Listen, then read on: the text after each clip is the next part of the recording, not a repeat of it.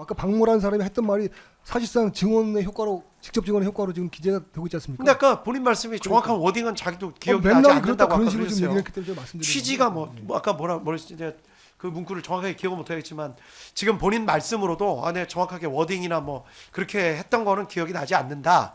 다만 그런 뭐 무슨 뉘앙스 그런 건 좀 뭐 그런 거였던 것 같다 정도로만 말씀하셨는데. 정말 하여튼간에 그 주심 검찰 주심문의 유도신문의 범위를 너무 좁게 보셔서 저희들이 방어권 변론권 침해가 심하다는 말씀을 좀 네, 알겠습니다. 항의를 하겠습니다. 예예. 재판장님 죄송합니다. 감사합니다. 저희들도 볼 계속 때는 이 유도신문과 관련해서는 이제 공판 초기부터 이제 문제가 됐었던 것 매 같은데, 기일마다 네, 아마 재판장님께서 이거를 정리를 하셨고 매길마다 이제 새로 이제 다시 처음 고지하듯이 다시 정리가 되는데요. 이 부분에 대해서는 변호인들이 큰 문제는 재판장님의 소송 지휘에 전혀 따르지 않고 있다는 겁니다. 재판장님께서 유도신문이 아니라고 수차례 고지하였음에도 유도신문이라고 하면서 계속 주신문을 방해하는 문제가 있고요. 두 번째는 증거법칙을 운운하면서 직업법관인 재판부에 대해서 사실상 이게 직업법관을 폄하하는 듯한 의견을 많이 밝히고 있습니다. 그리고 유도신문과 관련해서도 발언입니다. 증인을 마치 특검이 유도하면 그대로 따르는 그냥 전형적인 어떻게 표현해야 할까요? 정상적인 그 일반인의 수준보다 낮은 증인으로 상정을 하고 오히려 증인에 대한 증언 능력까지도 폄하하는 계속 의견을 반복하고 있습니다. 이런 반복들이 최소한 주신문이 마친 이후에 종합적으로 이제 이의제기가 될 수 있도록 좀 지휘해 주시기 바랍니다. 이게 이런 식으로 하면 주신문이 30분 40분 만에 끝날 게 1시간 1시간 반을 가는 이런 반복들이 많습니다. 지금 변호인께서 무슨 뒤에서 궁시렁궁시렁 대듯이 말씀만 하셔서 제가 이제 반박을 못 하겠습니다. 이런 식의 이의제기는 계속 부는 건 뭡니까 도대체? 궁시렁이라니. 아니 상대편 말 아니 저희가 그런 말씀 저작거리의 시정작가도 아니신 변호사님들께서 특검이 의견을 제기하는데도 계속 뒤에서 궁시렁궁시렁 대고 무슨 탑도병원에서 장애판 의지중심 궁시렁궁시렁 대고 있지 않습니까?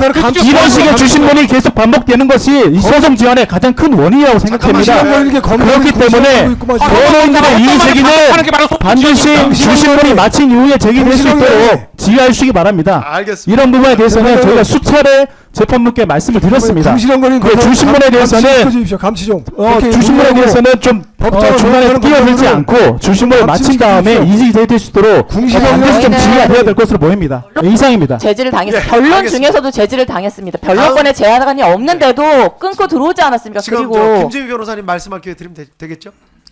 예. 저희는 이런 이 증인과 변호인 사이 그다음에 재판부하고 변호인 사이를 갈라치게 하는 이런 용어의 선정은 굉장히 잘못된 것이라는 점을 말씀을 드리고요.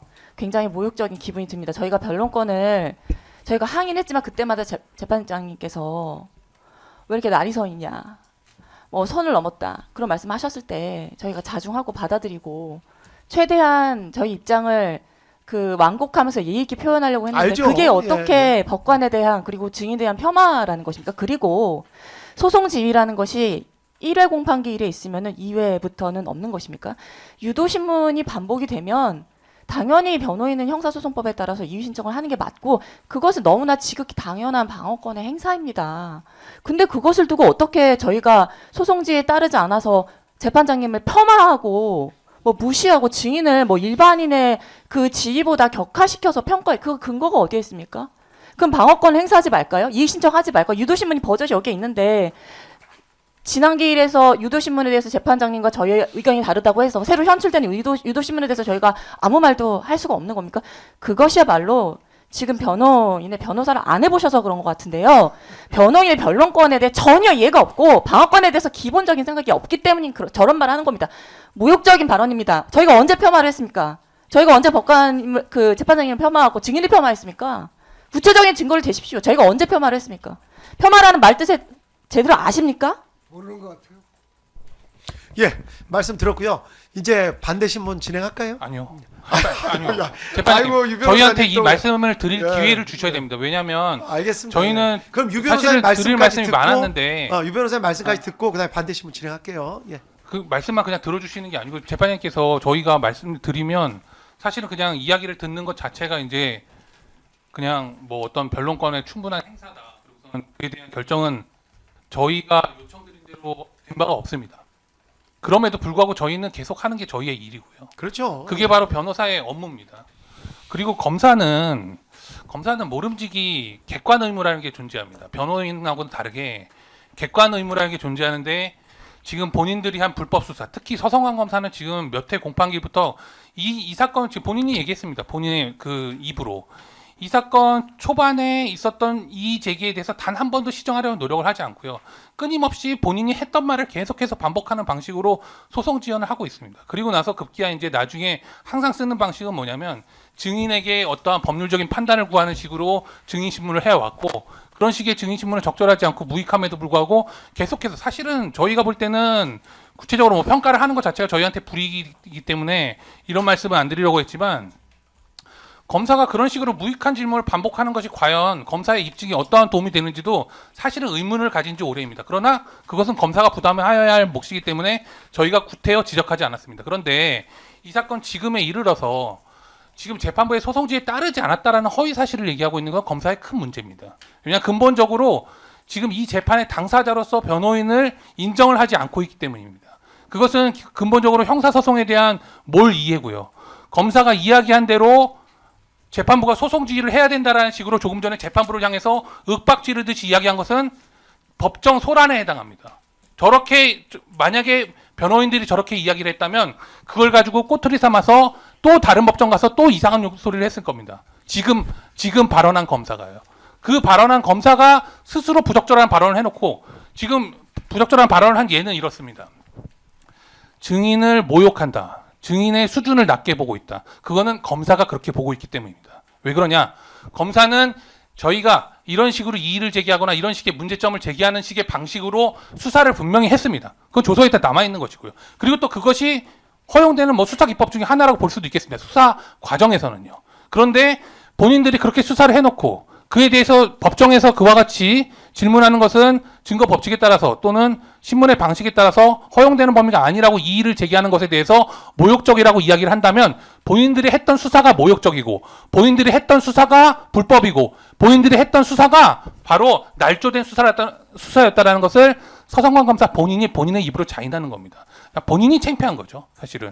그리고 자꾸 증인 앞에서 변호인이 모욕을 준다라고 해서 이상한 어떤 생각을 증인에게 심어주려고 하는 서성환 검사의 시도는 사실 이 사건 공판에 초기부터 계속됐습니다. 뭐 증인이 모욕을 하지도 않은 증인을 모욕을 누가 합니까? 저희가 모욕을 어떻게 합니까? 어떻게 저희가 기소 권한도 없고 수사 권한도 없는 저희가 변호인들이 무슨 수로 압박을 합니까?